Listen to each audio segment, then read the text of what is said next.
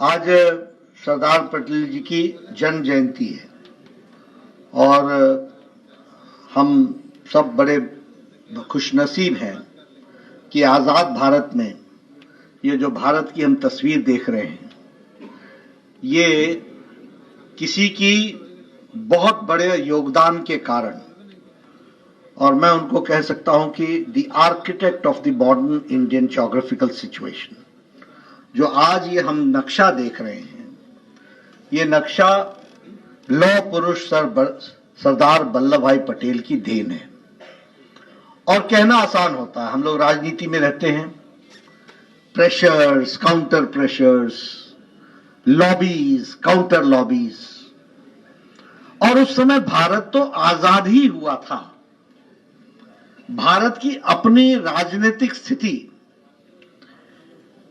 अंग्रेजों की चालों से निपटने के लिए कितनी सक्षम थी, यह एक प्रश्न का सवाल है।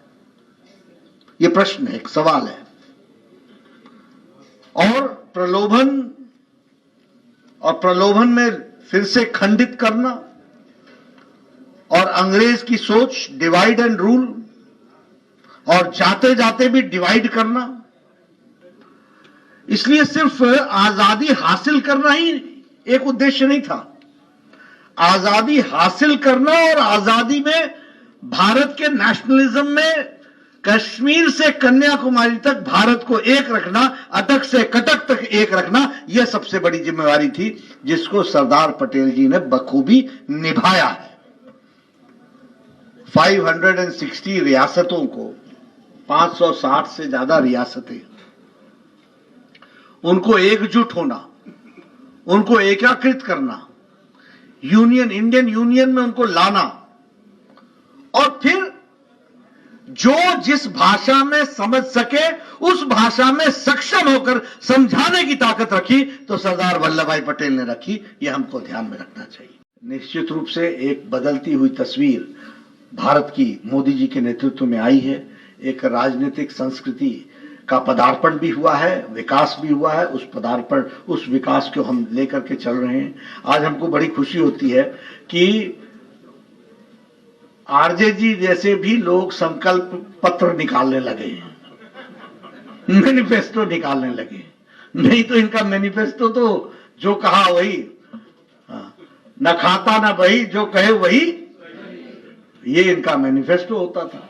तो लेकिन आज बदला हुआ बिहार। अब कहते हैं डैमेज कंट्रोल। अरे भैया, डैमेज काहे को करते हो? कंट्रोल में क्यों नहीं चलते हो?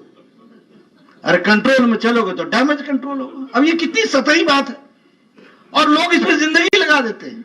स्ट्रेटेजी, मेरी नीयत खराब हो और मैं स्ट्रेटेजी बनाऊं तो नीति अच्छी बनेगी क्या? और मेरी नीयत अच्छी हो तो स्ट्रेटेजी अच्छी बनेगी कि नहीं बनेगी? आप बताइए। तो इसमें सोचने की क्या बात है? इसमें कितना दिमाग लगा रहे हो यार? मेरा आपके प्रति अच्छी नीयत रहे तो नीति अच्छी बनेगी बनेगी। मेरी नीयत खराब हो तो बड़ा कैप्सूल भी, बड़ा मेडिसिन भी कैप्सूल में ही डाल के देना पड़ेगा ना, शुगर कोटेड।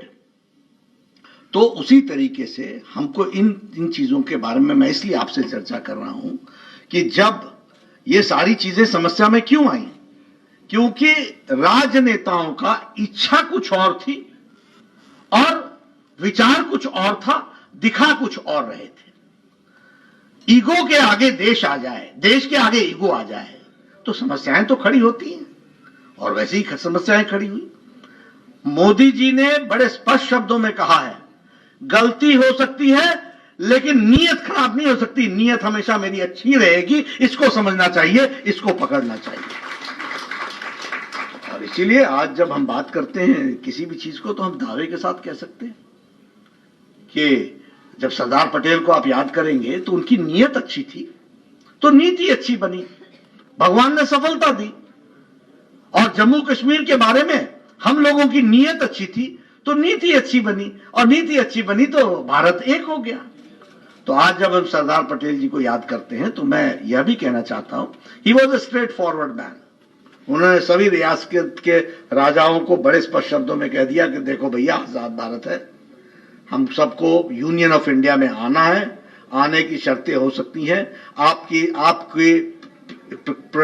प्रश्नों के कंसर्न्स को जवाब दिया जाएगा, लेकिन कोई भी इस नक्शे के बाहर नहीं जा सकेगा और वो सिद्ध करके